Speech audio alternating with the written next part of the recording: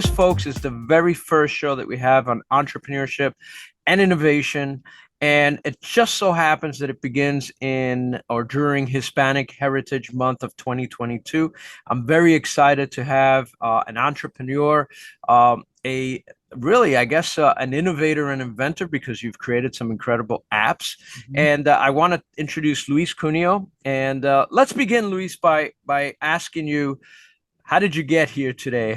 Tell us a little bit about your career, and a little bit about how you jumped into entrepreneurship, and then we'll talk about some of your ventures. All right. Well, first of all, I want to say good morning, Roger, and good morning to everyone. It's a pleasure to be here on your show today. So thank you for this opportunity. How I got here is a real journey. It's really a journey. Got to be honest with you. So at a young age, I used to race motorcycles. I raced for Honda and Yamaha, and so I thought I had a career there. Then, and first, I want to say I'm a son of immigrants. My father's from Argentina, my mother's from El Salvador. So I have this cross-cultural, and I grew up in a Hispanic bilingual home. So at home, we spoke Spanish all the time. The moment we crossed our front door, that was it, English outside. But being the son of an Argentinian, auto racing is a big thing in the household. So here I am living in the United States. And so I'm kind of torn between two different worlds. But by the time I was 14, I had lived now in 7 different countries. I had lived in Colombia, wow, Argentina, Peru, the United States, Panama.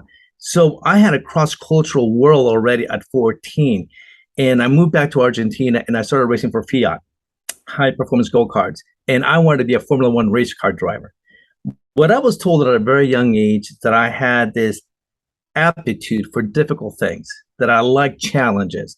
And I think that is the making of a great entrepreneur. You like challenges. You don't like simple things. And so I came back to the United States to finish my education, went to college. I always wanted to go back to Argentina. I love their culture. I love the lifestyle of an Argentine household. But let's face it, the reality, the United States offers a lot more opportunities. So then at that point, I'm not racing cars anymore. So I got to pick a new profession. I want to become a lawyer. And so now that's kind of my new thing. And I am walking through campus and I see this booth called IBM. And I said, what is this? And they say, oh, we're showcasing, we're looking for technicians. I go, to do what? They said, fix IBM computers. I go, what is a computer? Now, to put things in perspective, this is 1984. Okay. So today your smartphone has more computing power than the original PC. That's right. So here's the thing. I go take a test. Next thing I know, I am now working for a business partner fixing IBM computers. That's when I realized that was the future. And I switched my career from becoming a lawyer to being a business professional in marketing, focused on technology. I embraced technology. I went on to learn other aspects of computing. I became a software engineer. I then became a programmer on EPROMs. I got involved in robotics. And I think one of the things that allowed me to get where I'm at today is that I never had boundaries. I always wanted to expand my knowledge. So that kind of allowed me to play in a lot of different fields. But I realized that as a professional, the real opportunities are in marketing. You can help a company grow its brand, its footprint in the marketplace. You're going to get rewarded, and you get a lot of perks along the way. And as I'm going through this journey, because I've mentioned before, I learned how to program. I was involved with EPROMs. I also had other ideas that I wanted to explore as an individual. Along the way, I realized that, hey, there's software applications. So I got involved in building my first application back in 1985. And this is for non-for-profits, for church. How do you track donations? So I wrote an application and I sold it to the churches, and they thought this was great. But what allowed me to realize is that everybody has a problem. Let me stop you for 1 second, because I want folks out there to understand that applications, we're not talking phone apps like we are today. So tell us a little bit, when you say applications, you're talking about like a disk in a box that came to a company. Yeah, that's a good point. Yeah. So in the 80s, we had hard drives. There was no internet. So that's the first thing we need to put out there. There was no internet. There's no email. There's no smartphones. Everything is a standalone computer application. So you, like you said, if you remember, we had a floppy disk. We don't even know what that is anymore, right? So right. Diskette, which translation is a USB drive. That's the best way to translate, right? And but we realized, this is what I realized, Roger. Everybody has a challenge. technology can solve many problems, not all of them, but it can solve many of them. And but the other thing that I also learned is having a mentor, and I learned that later on in my career, the importance of having mentors and networking. And so that when I would talk to people, I say, hey, I got this idea. What do you think? It allowed me to really expand. So that's kind of a really 100,000 view of my background, how I got here. But it's always been through one door opens up another one. That's really the message I want to leave with your audience. Never look back. Never be afraid, and that allows you to be able to find your own niche. You've covered in a few minutes some of the key points that we try to share with young entrepreneurs, and that is one, mentorship, so important. We constantly are saying network, so network, mentoring. Don't be afraid, just try new things. And even from the very beginning, you're sort of going with the flow rather than saying, this is going to be my career path and I'm going to stick to it and I'm never going to go anywhere. And I guess you and I, being of a different generation, understand that it doesn't really work like that, right? We say we're going to do this, Right. then we see something and go, and we jump into that. I also love the fact that you were doing apps, and I stopped you for that because the minute you said it, I'm thinking, wait a second, how many of us are thinking apps in terms of a phone? Right. It's so easy now I mean, there are software companies out there that help you create an app for the iPhone without having any kind of real, computer know-how. But now, you mentioned that you were in the business world and how you faced all these different things. You talk about networking, which I think is so very important. We'll get back to that. When did you feel that you actually became an entrepreneur? Did you even know what an entrepreneur was when you became one? That's a really good question. My first benchmark for entrepreneurship was my father.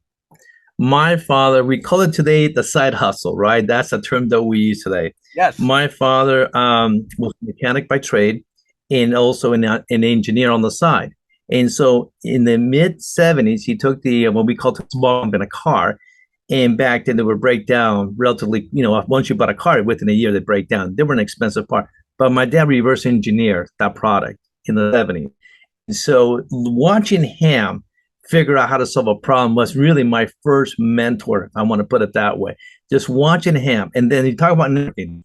So he starts people around the world and he says, hey, I need this part. Who can you refer me? We'll call this guy. So my dad ended up buying parts out of London.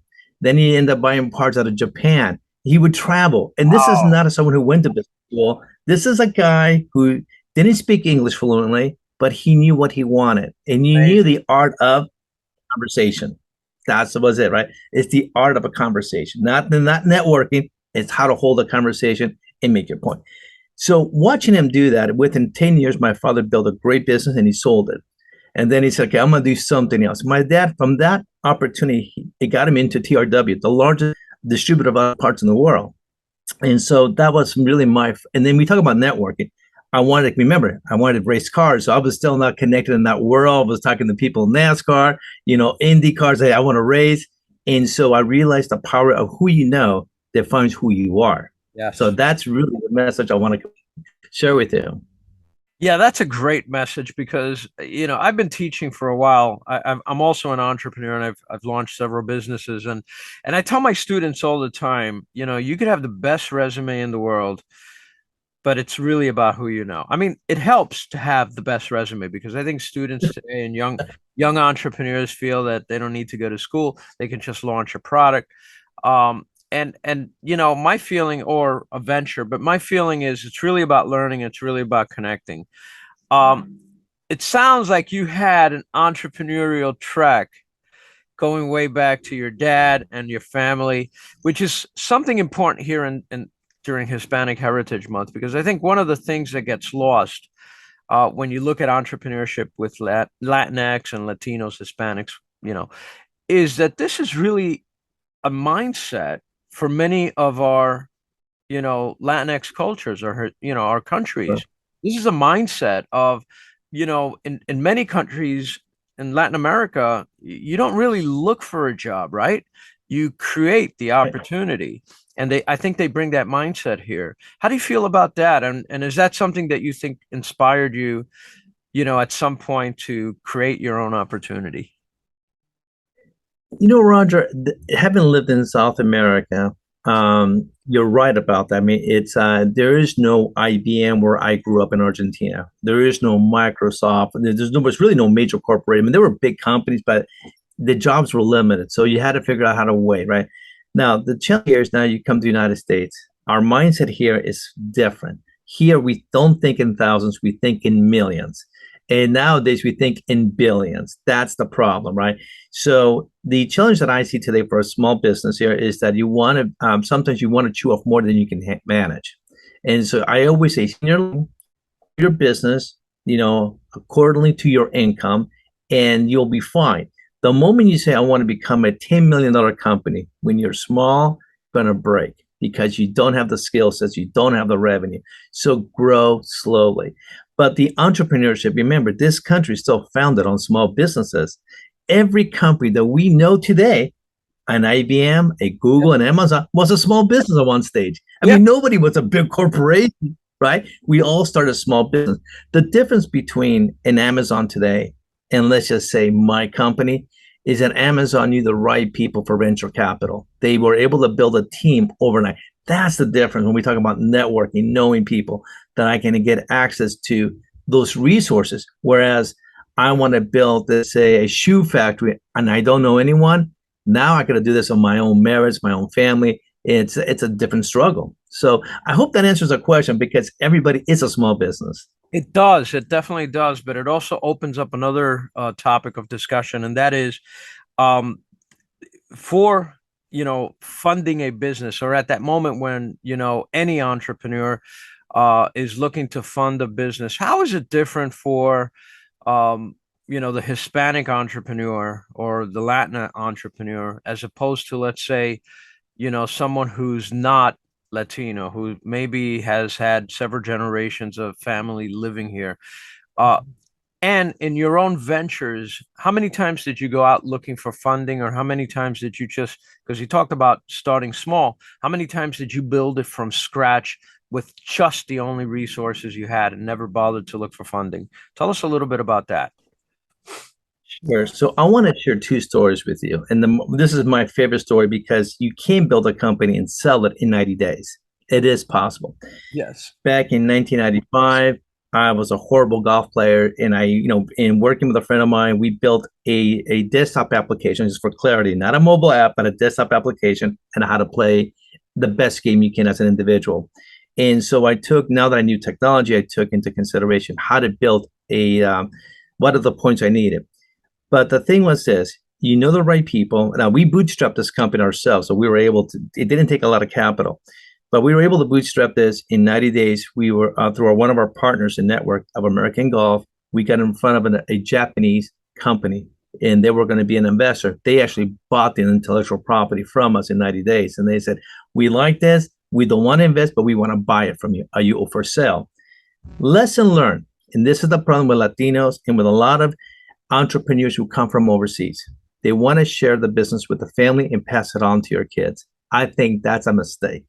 A company is meant to be developed and sold. You're not going to pass it on to your kids. I got 4 kids. They don't care what I do. They don't care that I build mobile apps for networking. They want to do their own thing. And I think this is where, because we live in the United States, have the ability to have our own direction, our own destiny, right? In Latin America, if I was in Argentina, most likely my son would be thinking, oh my God, I'm going to have to work here, right? But that's the thing with Latinos. We build to pass on. We should build to sell, number one.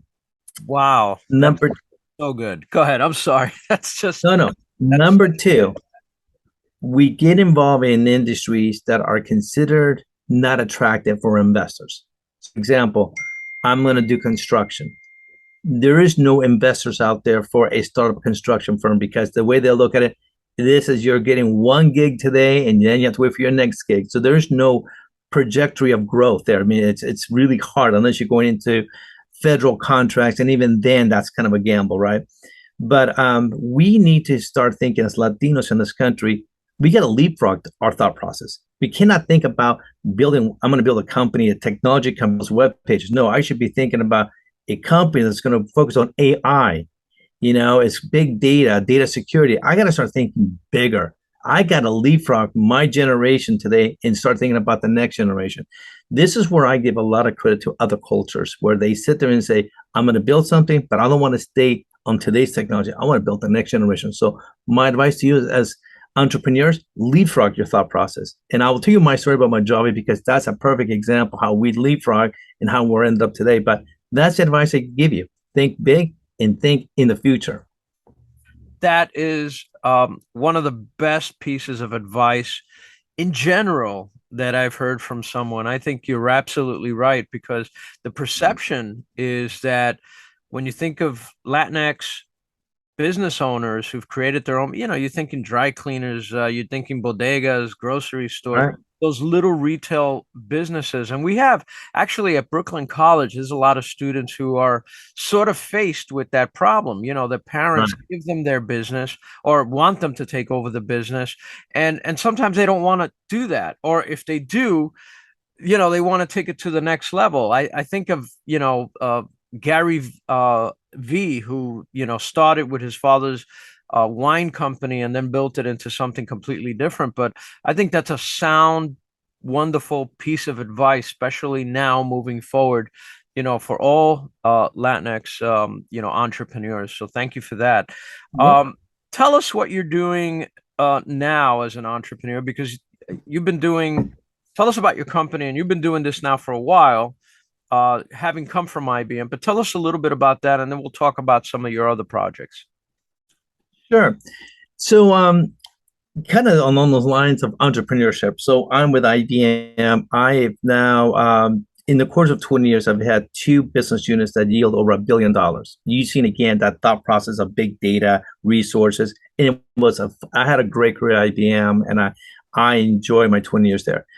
But in the process of my, I'm now focused on the minority marketplace. So I'm very working closely with the Hispanic, African American, Native American communities, and I'm doing 70 events a year. So I'm on the road all the time. I'm a public speaker at these events. Keep the whole 9 yards. Great stuff. But guess what, Roger? I'm collecting business cards like you would never. I mean, I could have built a forest from all those business cards. It's December 2016. I'm sitting around, bored out of my mind because I had to take mandatory vacation. And I see these boxes that date back to 2004. And I'm going, what's in these boxes? I forgot there were business cards. So I take my young son. I said, listen, I'm going to pay you $5 an hour if you help me out. He goes, okay. We start sorting out the business cards. We stopped at 36,000 business cards. You're, And I'm not even through. Okay. wow. So this now, again, we talk about opportunity, right? And we talk about technology, and I talked about leapfrog. I want to bring those examples back into this conversation. So now I'm looking at the process. We're going, okay, we collect this, we do card scan, and I start doing the number. I'm going, God, I'm paying $1,000 a month for one guy just to scan the business card, and that data never makes it into the IBM CRM system. What's wrong with that model? So I start dialing for dollars. Hey, I call friends at Microsoft, Coca-Cola, Toyota. What are you guys are doing? We have the same problem. The light bulb goes off and okay. So the way we network is inefficient. So what did I get? We go back to that model, right? We said, remember who remembers you? Who do you know? But if I cannot organize that data, so what? Second point that is really important here. IBM, Microsoft, Dell Computers, we used to lecture small business. You want to grow business, you need data. Well, if I'm going to all these events, which are highly qualified individuals, and they're not going to a database, it's a waste of my time. So then I start playing around with the concept. Okay, how do I use a smartphone?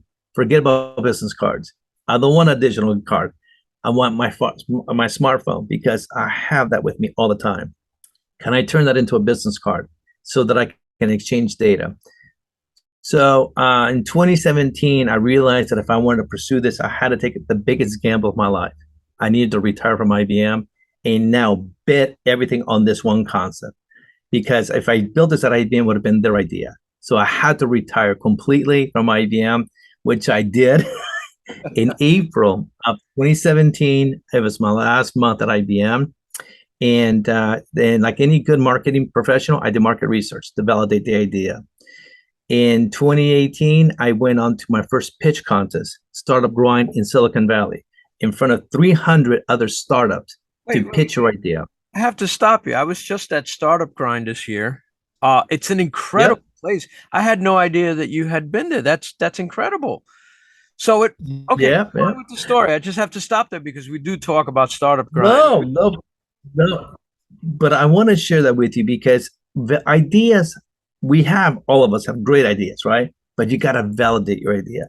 And this is what I tell folks. I can solve a problem and that's great. But if I'm trying to make money from it, I better figure out how to do that first before I build it. How am I going to make money? So in doing all this, Roger, we figured out that we have this concept. We went to Startup Grind. We actually went the pitch contest in the tent. So we there were 300 companies. We come number one. And I'm like, wow, this is great. Now we're talking to Salesforce. We're talking to Cvent about our idea. And I realized that we have a potential. Now, let's talk about investors. Okay. Investors love shiny ideas. Nothing to do with whether you're Latino, you're Asian, you're a woman. They like ideas that have potential for growth. If I came to an investor and say, hey, my idea is worth $10 million, it's not even worth their time. The way they look at it, every minute of their time is worth $10,000. So if I'm going to talk to you, it better be worth $1 billion. That's the way, and that's the reason why we don't get funding, because we come here and we use the word, I have a little idea. No, I have a great idea. Get the word little out of your vocabulary. Let Love me send you a little note. No, let me send you a comprehensive note. We got to talk big, to be honest. If you're going to be a small business, you got to play with sharks. You cannot be the guppy in the pond. You got to think like you are big, even though you're small. But here's the message that I want to convey here. We built this idea out, and in the process, we're trying to monetize this. Things are very fluid in the world. There are always going to be setbacks. There's always going to be surprises. Our first setback with Mojave, it was that when we had this monetization model, it backfired on us early on. We're like, okay, now we cannot monetize this year, so we're going to bootstrap it again ourselves. And so we had to make sure I had enough capital to be able to have, pay my living every day, and also be able to pay this company every day. So, and I now have two lives that are happening concurrently. The other thing I also tell entrepreneurs is this is a new marriage. This requires 80 to 100 hours a week commitment. You're going to have to forfeit a lot of stuff. Going to the movies, going to the gym, going to play golf. If you want this to grow, you're going to have to really make it grow with you. And if you want to grow faster, it takes then for you to be strategic about your time. So here's the long story short. 2018, we have a major setback. In 2019, now we're the first ad tech solution in the marketplace that allows a sponsor to convey their message live at an event. No one had done this before. Now, American Express and Cvent, which, by the way, Cvent is the largest management tool in the world, they're looking at us and saying, how did you guys get there? I only got here because I was a sponsor at IBM, and I used to ask that question, what's my return on investment? I can never explain it. Now, with this ad tech solution, I can. But here's now the story I want to share with you. 2020. We all know what happened that year. Mm. Here I am in March of 2020. I'm sitting great. The company will break $1 million in revenue that year. I'm excited. I am now thinking, okay, I got where I want to be. I'm on target. COVID comes around. We lose all of our accounts by end of March. Oh, wow. Okay? Because we are in the people business. We're in the event industry. Now all events are canceled. Now, this is a message I want to convey to your students. Setbacks and failures are lessons learned. And I'm going to circle back to this with a story from Coach Walsh, former Super Bowl winner, coach of the 49ers, because this is really my foundation of how I got here. So I'm sitting here. I told my team, we have enough money to pay you guys for a few months. I encourage you guys to go look for work because I don't think we're going to survive this storm. Wow. James Woods is my co-founder of Mojave. And I told James, I need 2 weeks. I'm going to go and complete the blackout. I'm going to go into my kind of my thinking cell. What am I going to do here? What's our next move here? Because I don't know. And for those who are watching this video, you're going to see that transformation of what happened to our company. I adopted our platform onto Zoom. I'm looking at this virtual, I'm on Zoom calls, by the way. I'm just to be on Zoom, not because I wanted, not that I care about the topic. I'm looking at this platform going, can I leverage? How do we network on Zoom? How do we network on a virtual platform? It's not easy. It's more difficult than it is in person. So I'm looking at this thing. I take Zoom apart and I said, okay, there's a virtual background. How do I get my QR code onto this thing that it works every single time? Spent 3 months. In 3 months, we figured this thing out. Our first client was the UN. UN calls me and says, I have this opportunity for you. 500 attendees worldwide. We want to know whether we can use your platform. And I said, sure, why not? We learned a lot. And remember one thing, everybody who's on this watching this, ask feedback. You may think it's pretty. You may think it works. Not really. There's always flaws in an idea. Get feedback. Be good about it. Don't get upset. Somebody may give you. What happened from there? People said, hey, I want to be able to have consistency on the QR code. I need to have this. So we build our own engine on virtual backgrounds. So today, our company can produce 1 million virtual backgrounds a day consistently. So with the QR codes in the right place. By the end of 2020, we're back in the game again. We're the first company. We become a Zoom partner. And so now we got to rebrand ourselves. And that's a lot of work, but that's okay because I'm still in the game. In 2021, we did a number of events. Still, COVID is a problem for everybody. Everybody's learning new tools, new ideas. Things are shifting, but we're fluid in our thought process. So what else? What are the other pain points? Roger, from here, we started doing virtual matchmakings. We started doing virtual networking. And now that events are coming back in play, and now we're coming back to the conversation, what's the return on investment? Now people look at our QR code and they say, this tool makes a lot of sense. So COVID, in a way, was good for us. It looked like a failure, but it wasn't. So that's kind of how we ended up here. Again, that story of flexibility and being able to adapt to, market conditions. I want to touch upon something that you've now mentioned several times, and that is the importance of marketing. I think sometimes entrepreneurs and anybody doing any kind of a project or a venture they know they have to market. They sort of get caught up in the project itself and they sort of leave it to the last minute. But you've been talking about marketing from the very beginning and the importance of it. And I think that's a key point to drive home. Tell us why you think marketing is such an important part of the whole process, and tell us what tools you think young entrepreneurs and innovators should have in terms of knowing how to do marketing. That's a really good question, Roger. First of all, because my background's in marketing, so I'm going to go back to the 80s.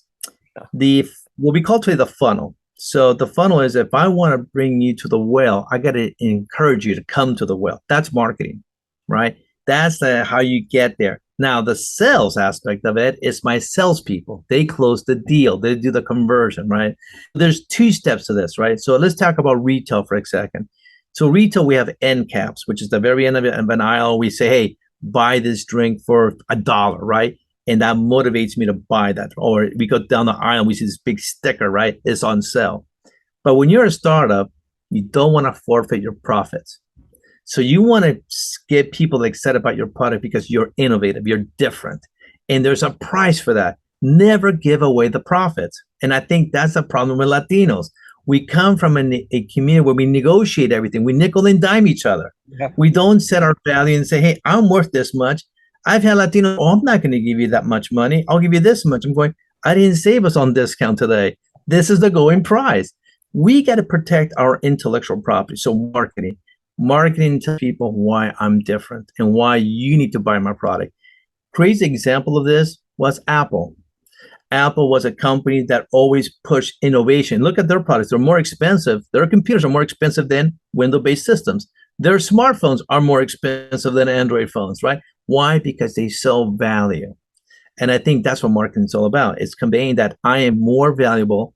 I bring you something that you cannot get from someone else. I love that. I absolutely do. And I, talk about that a lot when I talk to young people who are trying to get that, that word out, trying to tell their story. I want to wrap up with startup grind because I was Okay. so surprised and happy to hear that, here's a success story that stems from that. I had the experience of going to Startup Grind for the first time this year. It was amazing. We took two students there, all expenses paid, and they got a chance to meet with, VCs and funders and people who have, money to bring in. And I'll tell you, both of them were not really ready yet, but they learned that and they learned why. How important is it to be in such things as competitions, to to know that pitch, to master that storytelling process of getting the word out about your project or your venture or your entrepreneurial idea? How important is that, and what is your suggestion to all those young entrepreneurs there who are just funneling in on the idea and not thinking about those other things? I'm going to use the example of a bread. Okay. Now, people may say, why are you using bread? Because bread starts with water and flour, right? And you got to massage it, right? Well, that's what an entrepreneur does with an idea. First have an idea. I got to know how to pitch my idea.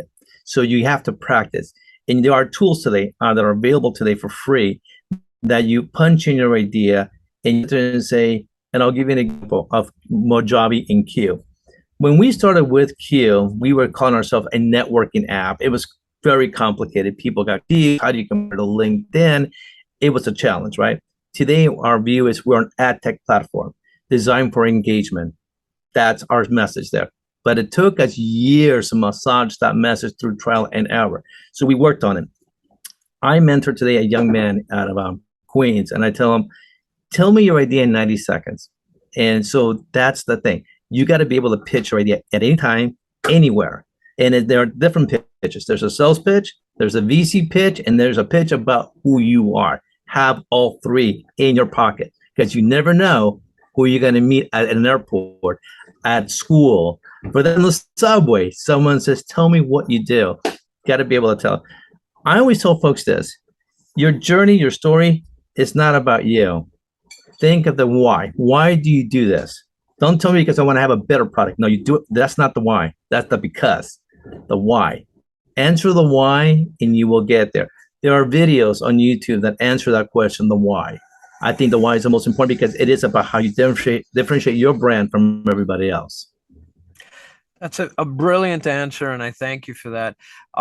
Luis, I want to say that, first of all, thank you for sharing your experiences with all these young entrepreneurs and our students. I really appreciate that. How and are you willing for people to reach out to you? And, how can people learn more about your company, learn more about you? Point us in, maybe the QR code is the answer right there. So Yeah. tell us how to do that, right? We've been talking Well, about yeah. this.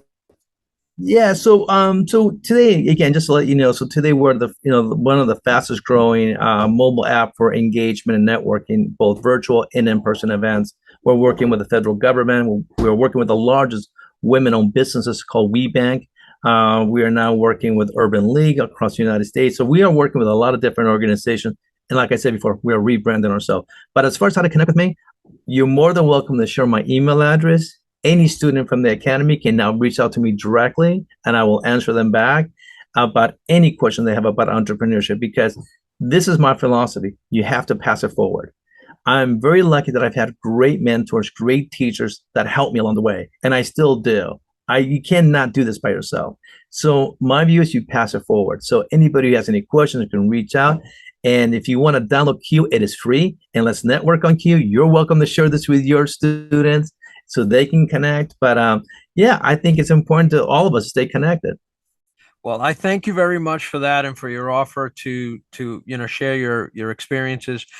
This has been a phenomenal interview and a really good lesson that really encompasses everything about entrepreneurship and innovation and just life in general. So for that, I'm extremely thankful to you. I want to wish you the best in this project, any other project that you come along. Yeah, because there will be, right? There'll be moments where you're like, They are, yeah. I think I could solve this problem, and so I wish you huge success in that. And for the folks out there, Please watch this interview. It's filled with nuggets, and also share it. This is a great interview, and have a happy Hispanic Heritage Month. Thank you, Luis.